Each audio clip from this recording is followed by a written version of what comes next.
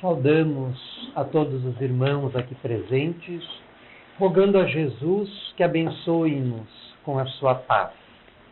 Encontrava-se Jesus assentado sobre uma pequena pedra, mirando em contemplação profunda o lago de Genezaré, enquanto em seu derredor a multidão começava a apinhar-se.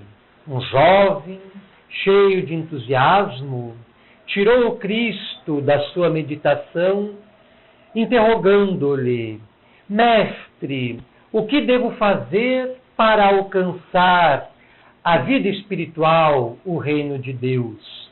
E Jesus respondeu-lhe: em primeiro lugar, ama a Deus sobre todas as coisas e o próximo como a ti mesmo, conforme esclarece a lei judaica, conforme os espíritos superiores prescreveram a Moisés sob o monte Sinai.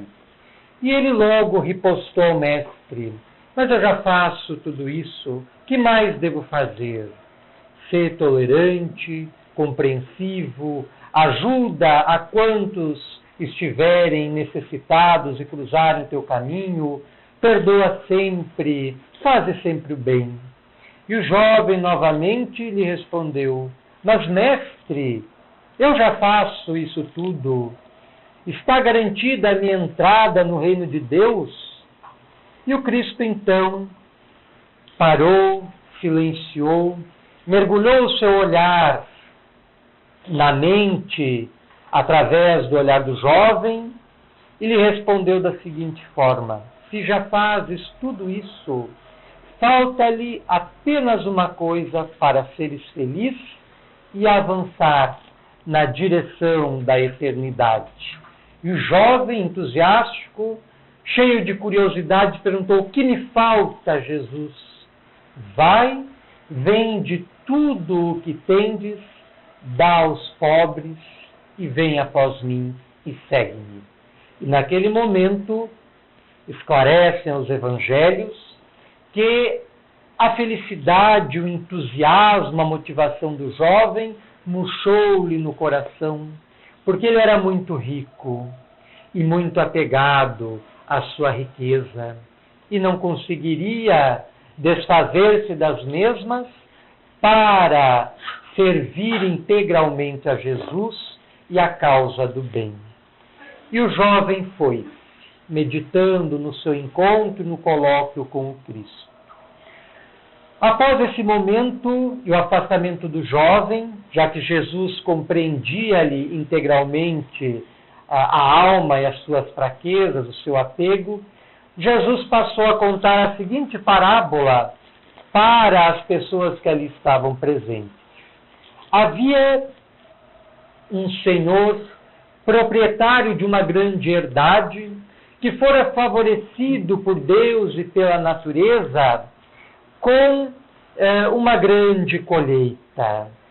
E ele passou a inquietar-se profundamente porque os seus silos, onde ele armazenaria a colheita da sua produção, não possuíam a capacidade para recolher tudo o que ele havia conseguido produzir.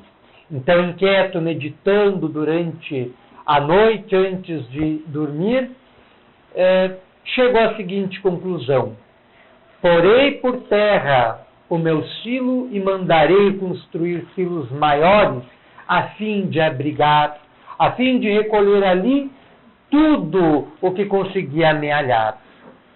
Contou Jesus que na mesma noite, Deus, o Senhor da vida, resolveu chamar-lhe para a eternidade e lhe perguntou da seguinte forma: e agora, tudo que amontoaste, para quem será?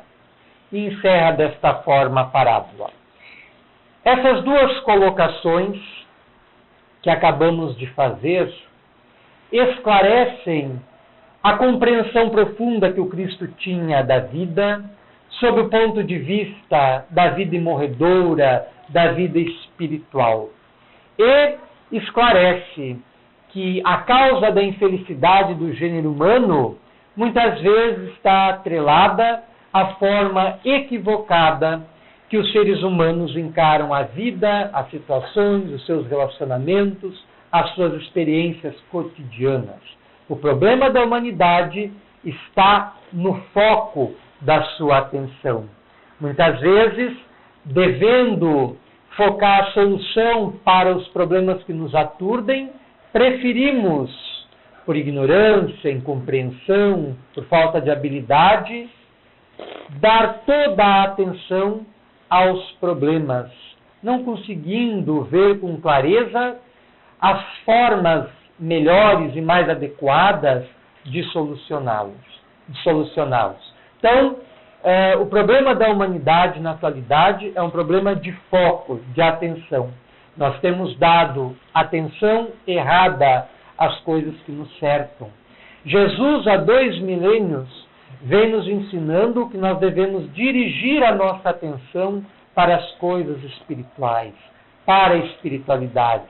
No Evangelho de Mateus, Jesus apresenta a seguinte proposição: buscai, em primeiro lugar, o reino de Deus e sua justiça, e tudo mais lhe será acrescentado.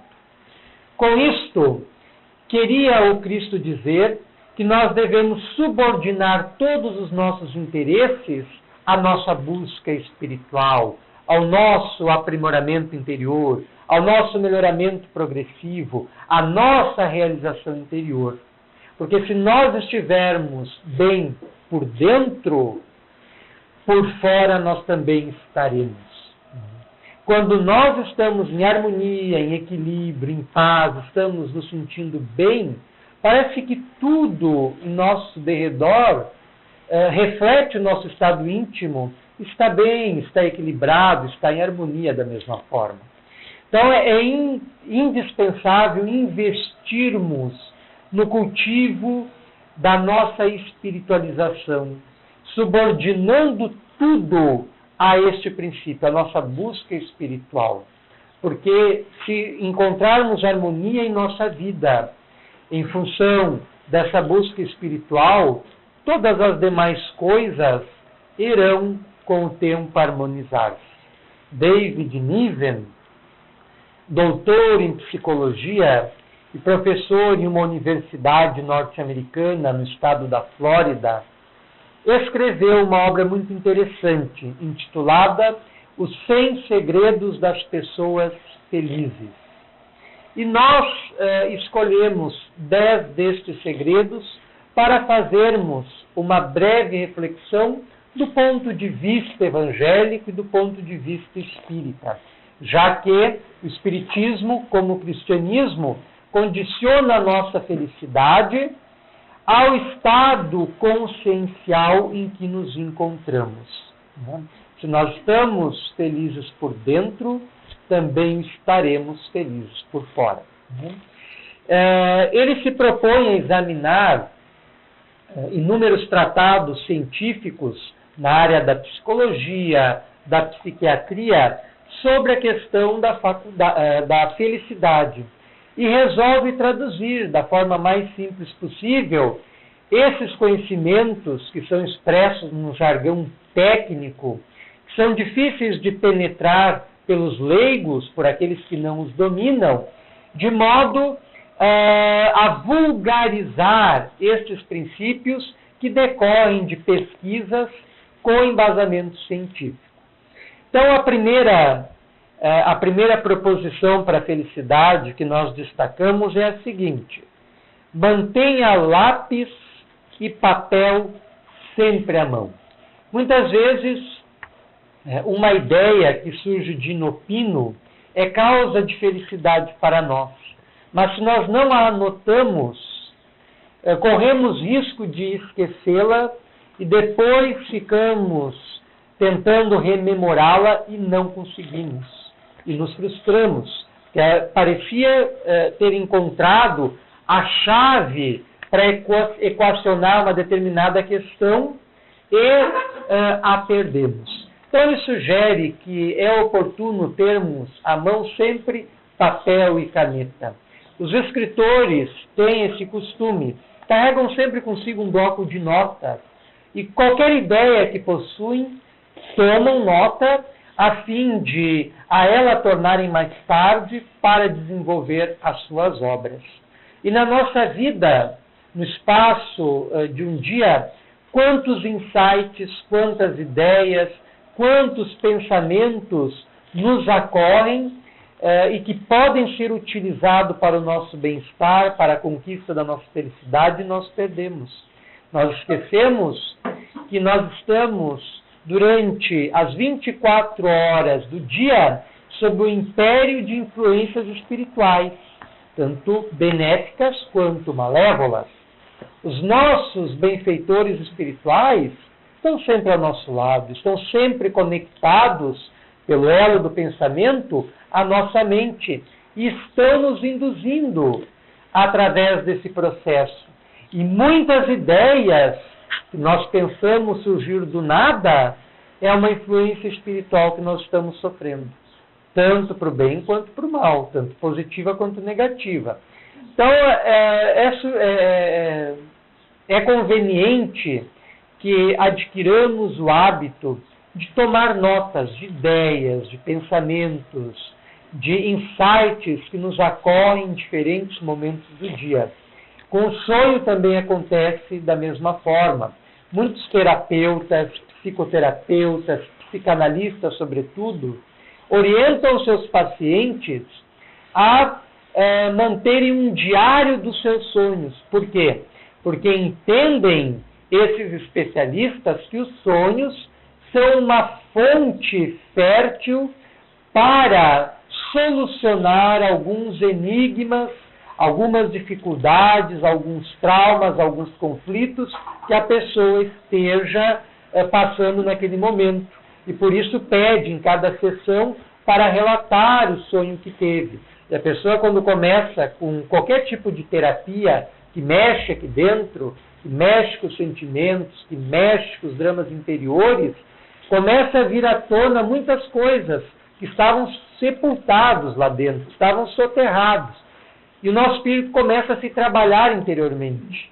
E vai mandando, na forma de ideias, de sonhos, de insights, alguns referenciais que vão nos auxiliar a melhorar, a diminuir a nossa tristeza, aumentar a nossa satisfação com a vida e, desta forma, contribuir para a nossa felicidade.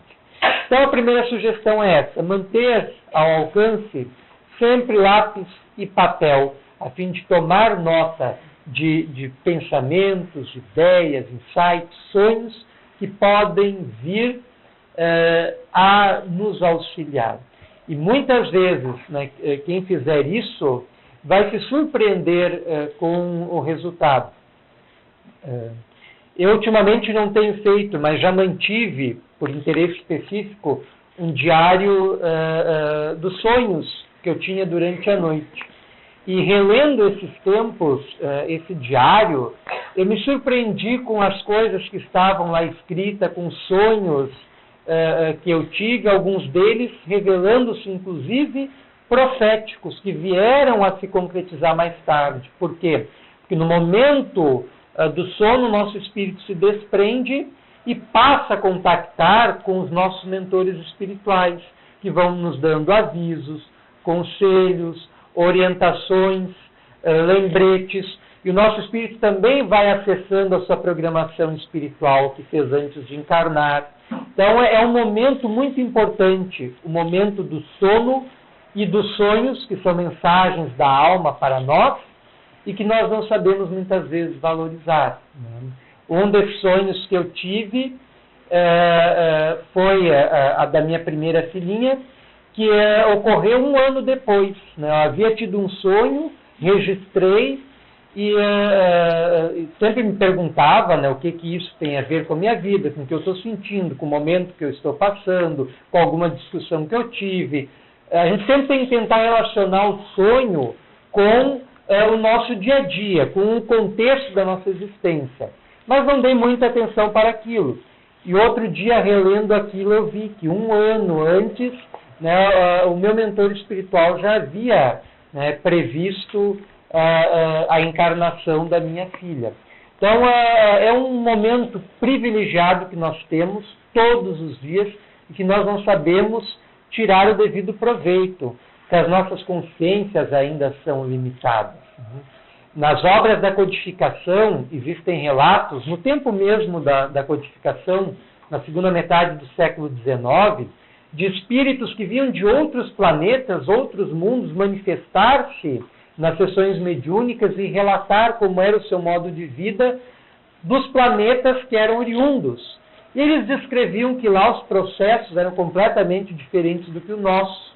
Os momentos de sono, por exemplo, nos planos mais evoluídos, eram raros, e quando aconteciam, serviam para o ser ir ter com espíritos mais elevados que pudessem lhe orientar na trajetória da sua vida e na solução dos seus problemas específicos. Então nós temos diariamente um conjunto de ferramentas para empregar a benefício do nosso crescimento interior e nós ignoramos. O sonho é um deles. Esses insights que nós temos devido à interferência espiritual que sofremos é outro. A prece, a oração é outro e por aí vai. Então nós temos que começar a nos servir dessas ferramentas, utilizando-as no dia a dia, na construção do nosso bem interior, da nossa felicidade, da nossa realização. Segundo segredo das pessoas felizes: ajude as pessoas próximas que precisarem de algo. Esta é a regra de ouro de todas as religiões, não só do cristianismo, não só do espiritismo, de todas as religiões. Fazer ao semelhante o que gostaríamos que nos fosse feito. Ajudar aqueles que se encontram em nosso entorno. E nós, infelizmente, ainda não aprendemos a fazer isso. A parábola do bom samaritano é ilustrativa quanto a esta questão. Porque das 3 pessoas que passaram pelo indivíduo que havia sido saqueado, maltratado, se encontrava na beirada da rua, apenas uma delas parou e prestou ajuda. E quantas vezes nós passamos por alguém, às vezes do nosso círculo de relacionamentos, às vezes da nossa própria família, e nós podemos ajudar e não ajudamos. Nós passamos adiante. Poderíamos fazer alguma coisa por aquela pessoa e não fazemos. Então isso é muito complicado e revela a pequenez da nossa alma. Revela o quanto falta nós desenvolvermos, o quanto falta para nos iniciarmos na ciência do amor, do bem, da caridade. Esse psicólogo ele narra um caso do seu conhecimento de uma mulher chamada Stacy, que se mudou da cidade em que morava, do litoral leste dos Estados Unidos, da parte que é banhada pelo Oceano Pacífico, para o meio oeste. E logo lhe surpreendeu a solicitude dos motoristas, que embora no estacionamento as filas do trânsito serem quilométricas, os motoristas paravam para aqueles que precisavam sair do estacionamento conseguirem sair. Que nem a nossa Pedro Adams, que todo mundo para quando precisa sair ou precisa atravessar. Então isso chamou a atenção dela, né? E ela aprendeu aquilo, assimilou aquilo e passou a fazer sempre da mesma forma, adotar aquele comportamento. E numa ocasião, ela parou para o motorista que queria sair do estacionamento sair e seguiu. E nisso o seu carro começou a apresentar problema e ela teve que ir para o acostamento. O motorista ao qual ela tinha dado lugar se sensibilizou, parou logo adiante e veio até o encontro dela para ver no que ele poderia ajudar. E havia faltado gasolina, então ele emprestou gasolina para ela, trocaram telefones, ficaram amigos. 1 ano depois estavam casados. Então, esse relato dele mostra que o bem que a gente faz para os outros só faz bem para nós mesmos. O espírito Cornélio Pires psicografou os seguintes versos por Chico Xavier, pelo médium mineiro. observa o que semeias, se amor ou ódio, luz ou paz, porque tudo que damos à vida, a vida pega e nos traz. É a lei do retorno, né? O bem que nós fazemos volta para nós, também o mal. Então é indispensável que nós aprendamos, conforme o próprio Chico Xavier ensinava, a plantar a semente da simpatia através do bem.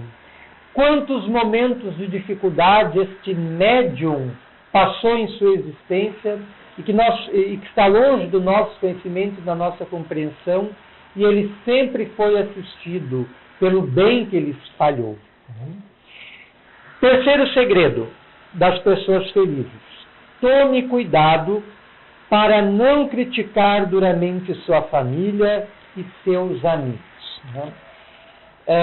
A questão da crítica é uma questão muito delicada. Somos do ponto de vista que devemos impedir, nos abster de criticar tanto quanto seja possível. Afirma Joana de Ângeles, este venerável espírito, que nós, seres humanos, somos crianças psicológicas e nos melindramos com muita facilidade. Então nós não sabemos criticar e também não sabemos sofrer uma crítica.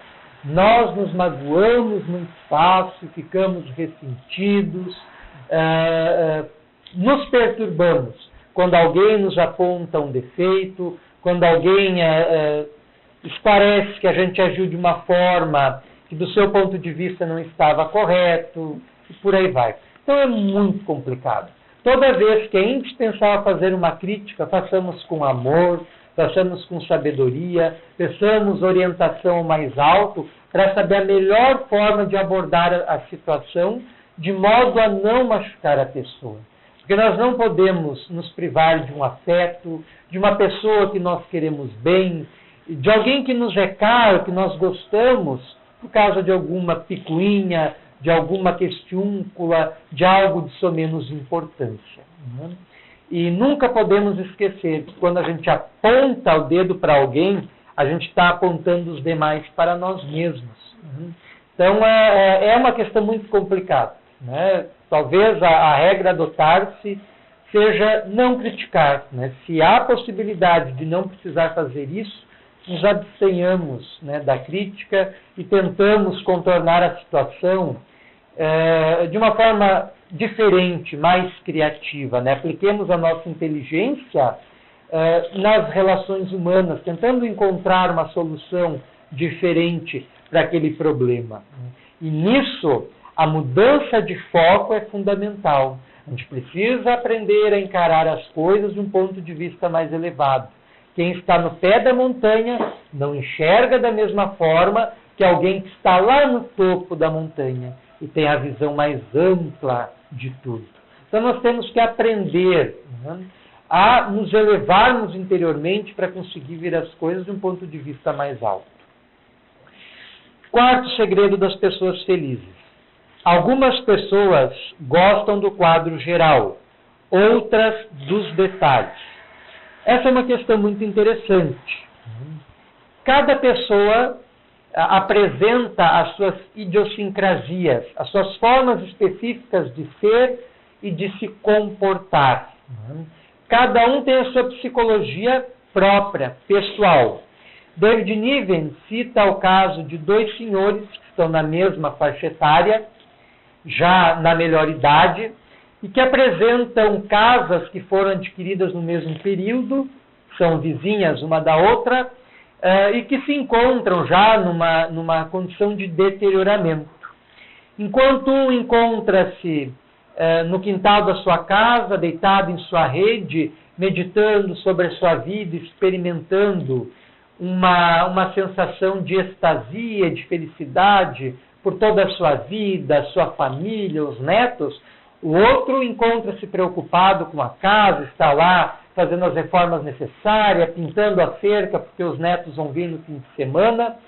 Mas o fundamental é que ambos são pessoas diferentes, com uma psicologia diferente, um observando o quadro geral de toda a vida, o outro o quadro particular do seu dia a dia, no caso a reforma da sua casa, mas o fundamental, ambos estão satisfeitos, ambos estão felizes, ambos estão em paz.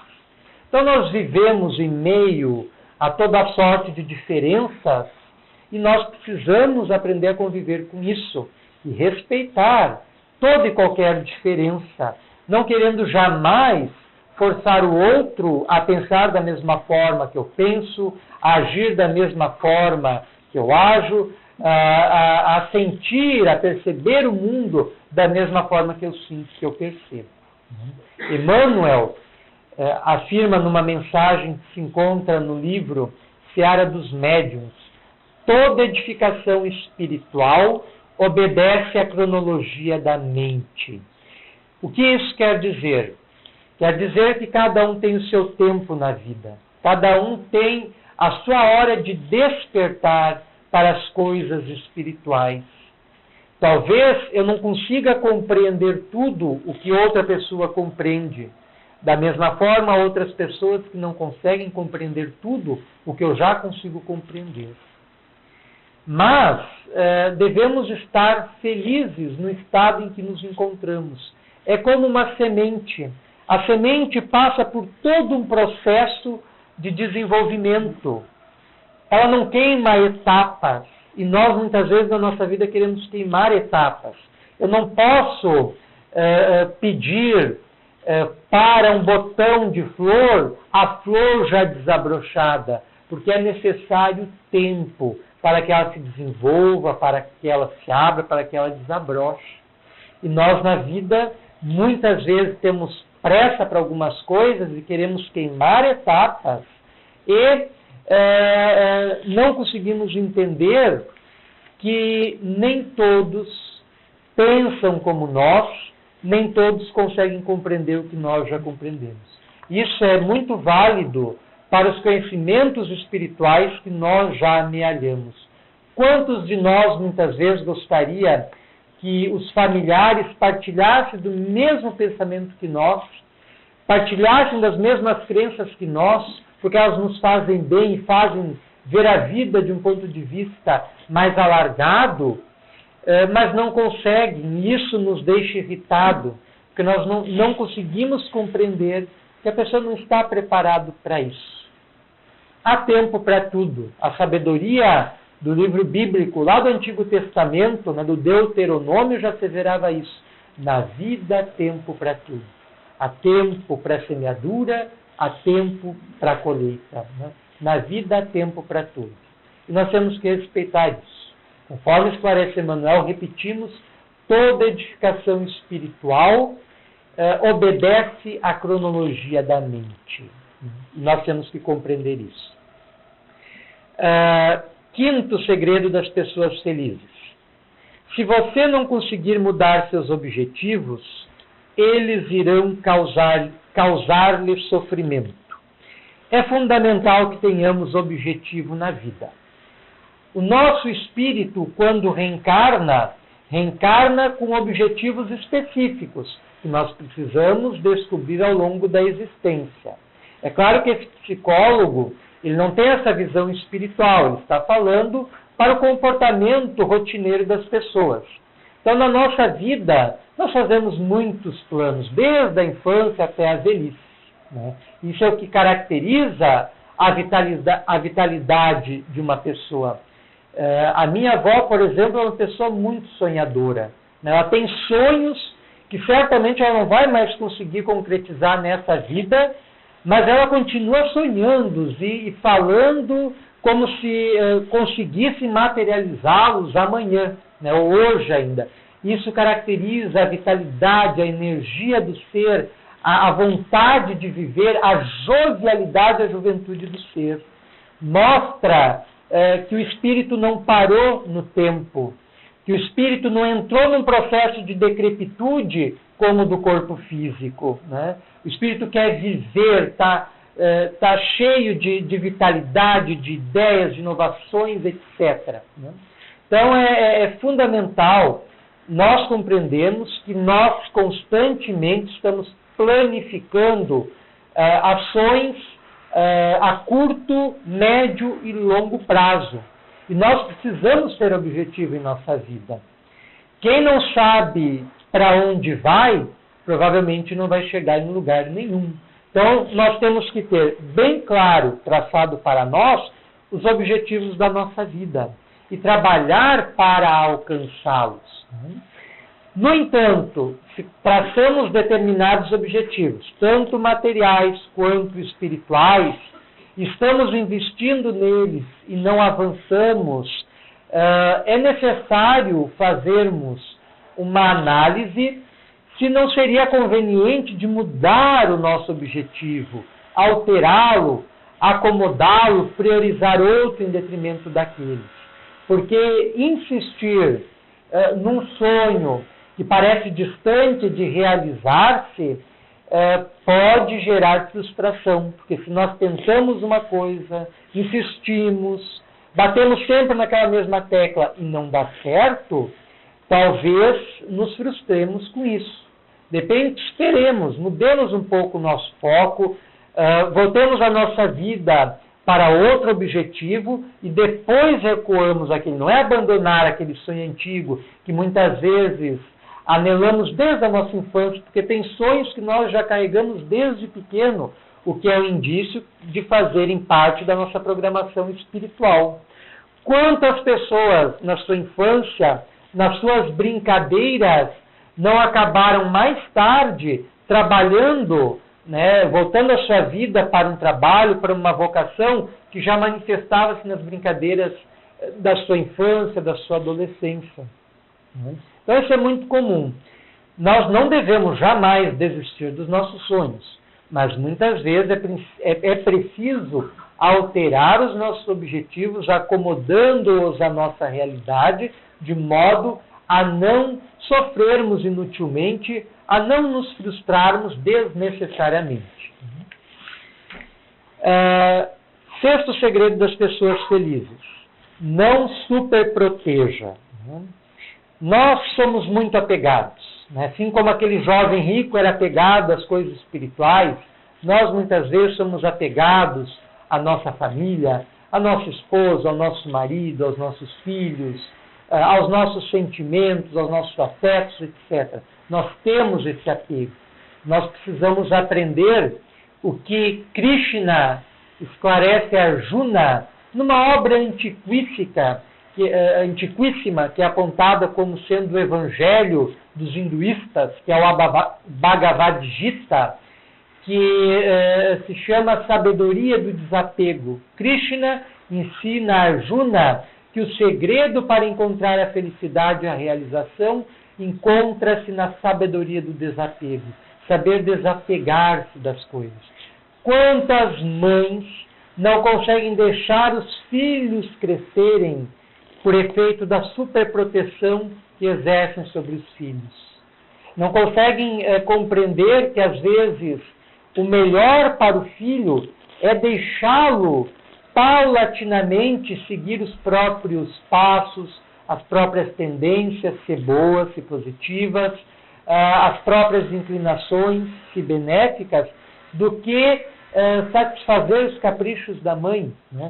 Quantos casos de frustração, de traumas, de dramas muitas pessoas enfrentam por não terem conseguido ter um bom relacionamento com a mãe ou com o pai, porque os mesmos superprotegeram os filhos e não os deixaram crescer.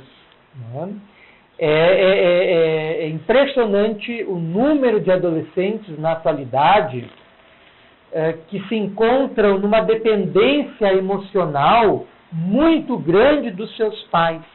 É algo preocupante. É claro que se entende isso pelo crescimento da violência, da drogadição, da criminalidade, da maldade, mas não se justifica. Dando a orientação necessária para o filho, para a filha, é necessário depositar confiança nos mesmos e deixar que cresçam. Nós sabemos que se uma planta está começando a se desenvolver, nós colocarmos uma cúpula de vidro sobre ela, ela não vai conseguir ir para frente, ela vai sufocar, ela vai morrer. E o mesmo acontece para as pessoas que sofrem a superproteção, seja dos pais em relação aos filhos, seja do cônjuge em relação ao outro. Quantos maridos sufocam suas esposas e vice-versa, quantas esposas sufocam os seus maridos, não dando espaço para que se manifestem, para que se desenvolvam. Nós somos um ser em processo de abertura, o nosso crescimento é ininterrupto. Nós temos que dar espaço para outra pessoa desenvolver-se, crescer, avançar. Sabedoria do desapego. Sabermos nos desapegar das coisas e das situações. 7º segredo das pessoas felizes. Visite seus vizinhos. Esse é um conselho muito curioso, né? E talvez revele um dos grandes estigmas da sociedade moderna, o do isolamento em que nós vivemos, né? Nós estamos nos fechando cada vez mais dentro de nós mesmos, né? E estamos perdendo o gosto pelo convívio social, pela conversa despreocupada, pela troca de ideias. Às vezes moramos vários anos do lado de alguém, seja em casa, seja num apartamento, e não sabemos nem o nome da pessoa, né? Isso é algo muito triste e revela o nosso nosso isolamento e o nosso fechamento para nós mesmos, né? Então, David Niven sugere a importância de estabelecermos elos com as pessoas que nos cercam, a fim de cultivarmos a fraternidade, o diálogo, o entendimento. 8º segredo das pessoas felizes. Não aceite o retrato do mundo que a televisão transmite. Esta é uma questão muito importante de ser refletida, porque a televisão já ocupa um espaço central em nossas vidas, né? Muitas vezes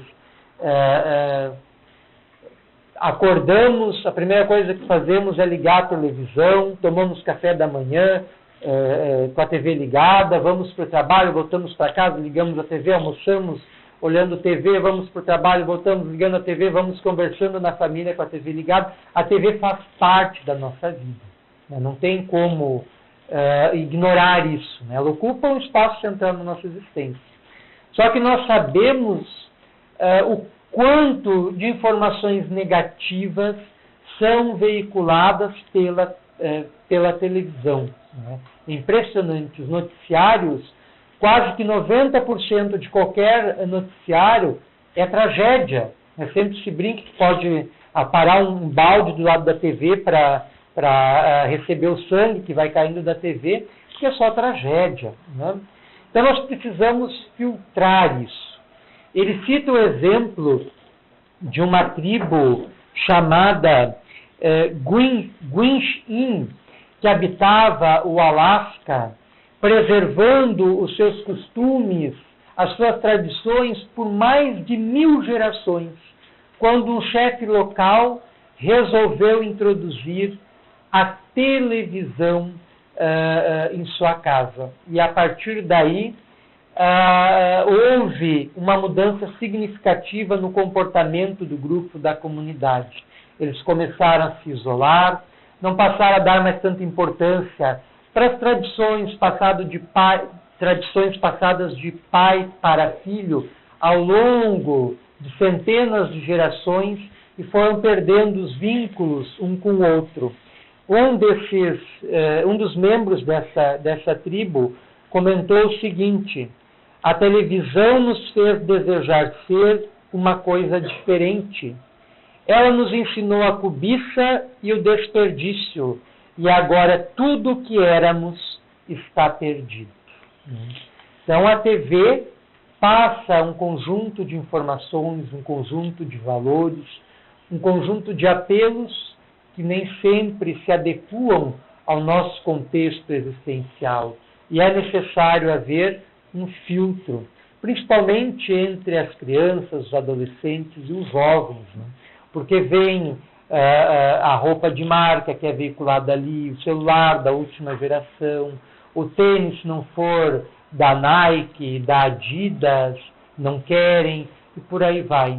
São valores que são transmitidos e que são reforçados pelos mecanismos televisivos e que se introduzem em nossos lares com a nossa inconsciência, né, por efeito de mensagens que ouvidas repetidamente, são introjetadas, né, em nosso íntimo. Muitas vezes a gente passa a se comportar de acordo com um padrão que nos é imposto, mas que não é o melhor para nós.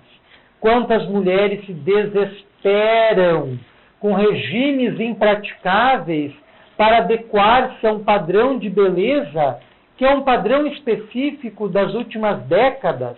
Se nós analisarmos como era o padrão de beleza da mulher renascentista no século XVI, nós vamos ver que é bem diferente do padrão estético do século XX e do século XXI.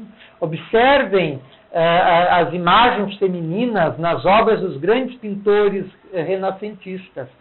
Era um símbolo da beleza, da candura, da formosura, e não tem nada a ver com o perfil do padrão de beleza que é apresentado pelo século atual. Então é um padrão cultural, que de repente não é o melhor para mim. E quantas mulheres desenvolvem síndromes terríveis por não conseguirem se adequar a esses padrões que são impostos. Então é algo muito preocupante. Nono segredo das pessoas felizes. Coisas pequenas têm grandes significados. E como?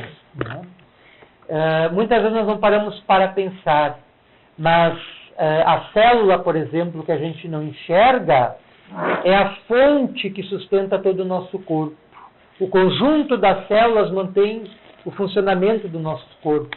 Os átomos e as suas micropartículas que nós não enxergamos mantêm a realidade de tudo que existe, a base de construção de todo o universo. Então, as coisas pequenas têm grandes significados. Às vezes, um gesto nosso, um sorriso, um aperto de mão, um abraço, um carinho, uma manifestação de interesse, que pode ser algo simples, pode apresentar uma consequência altamente transformadora para a pessoa que foi objeto do nosso sorriso, do nosso abraço, do nosso carinho, do nosso aperto de mão, do nosso interesse. A gente não sabe, mas talvez uma pessoa pela qual nós sorrimos ou paramos para conversar, transmitimos alguma coisa boa, ou simplesmente endereçamos uma oração para ela, poderia estar querendo se suicidar. A gente não para pensar nisso. E de repente o nosso sorriso, o nosso interesse, a nossa solicitude modificou a sua forma de ver e encarar as coisas e afastou daquele pensamento destrutivo. Então nós podemos fazer muito mais do que nós estamos fazendo, com certeza.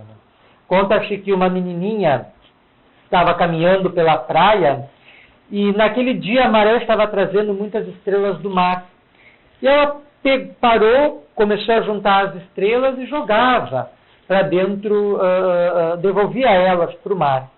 Só que as ondas estavam trazendo muitas estrelas para a areia da praia e ela não conseguia, né, devolver as estrelas para o mar na mesma quantidade que eram trazidas. E um outro grupo de crianças passou a caçoar dela pelo que ela estava fazendo. Daí ela juntou uma estrela e mostrou para as outras crianças: estão vendo essa estrelinha aqui? E jogou para dentro do mar. Para aquela estrelinha eu fiz a diferença. E calou a boca das outras crianças. Mas a vida também é assim. A gente pode fazer a diferença e às vezes não se dá conta disso. Através de ações simples, né? Dentro de casa, ali no relacionamento do casal, que é muito difícil, né? A gente sabe, é difícil encontrar harmonia, Mas às vezes quando um dá abertura, dá o braço a torcer, né, sacrifica um pouco a sua vaidade, o seu orgulho, cede, já abre um espaço para o entendimento se fazer. Né?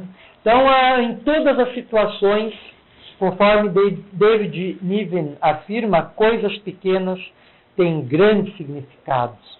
Isso, de certa forma, é uma outra releitura do chamado efeito borboleta, que foi aplicado para explicar as mudanças nas condições atmosféricas, né? Que o farfalhar das asas de uma borboleta em Pequim podem provocar um temporal em Nova York, que é explicar a interdependência das coisas, e que uma pequena ação pode desencadear uma ação maior. Então, um pequeno gesto nosso pode desencadear uma transformação relevante. Há um filme muito bonito, me esqueci agora o nome do ator que o protagonizou, a maioria já deve ter assistido, se chama Corrente do Bem, com aquele menininho que fez o Sexto Sentido, né? É um filme muito interessante que ilustra isso, né? Uma ideia simples que vai adiante e tem um efeito transformador para inúmeras vidas. Né? 10º segredo das pessoas felizes. Não ignore uma parte de sua vida. Nós somos uma totalidade. Embora a doutrina espírita nos esclareça que nós somos um espírito que tem um corpo, o corpo faz parte da nossa totalidade em função da nossa condição de espíritos encarnados. Então nós não podemos nos voltar só às coisas espirituais, mas também não podemos e não devemos passar o tempo inteiro voltado para as coisas materiais. Devemos seguir a proposição feita pelo príncipe Siddhartha Gautama, mais conhecido como Buda. Siga o caminho do meio. Nem o ascetismo, né, nem o apego exagerado aos bens materiais. O caminho do equilíbrio, da harmonia, usar as coisas materiais, mas sem apegar-se a elas, sem escravizar-se a elas. Então nós precisamos centralizar a nossa atenção na totalidade da nossa vida, na nossa parte espiritual, na nossa parte psicológica, na nossa parte emotiva, na nossa parte cognitiva, na nossa parte física. Porque nós somos um todo, nós não somos uma parte. E se nós concentramos toda a nossa atenção só para uma parte da nossa vida, as outras vão ficar atiradas ao léu. Se no pátio da minha casa eu vou capinar só uma parte do terreno e vou cuidar só de uma parte do jardim, a erva daninha, o mato, vai crescer no resto. Na nossa vida a mesma coisa. Se eu estou voltado só para a minha profissão, o resto vai ficar para escanteio. Então é necessário voltarmos a nossa atenção para todas as esferas da nossa existência, buscando encontrar uma harmonia, o caminho do meio. No Livro dos Espíritos, Allan Kardec interroga os imortais, na questão 920, se seria possível ao homem gozar de felicidade completa sobre a terra, ao que os imortais respondem, não. Por isso que a vida lhe foi dada como prova ou expiação. Dele, porém, depende a suavização de seus males e o ser tão feliz quanto possível seja na terra.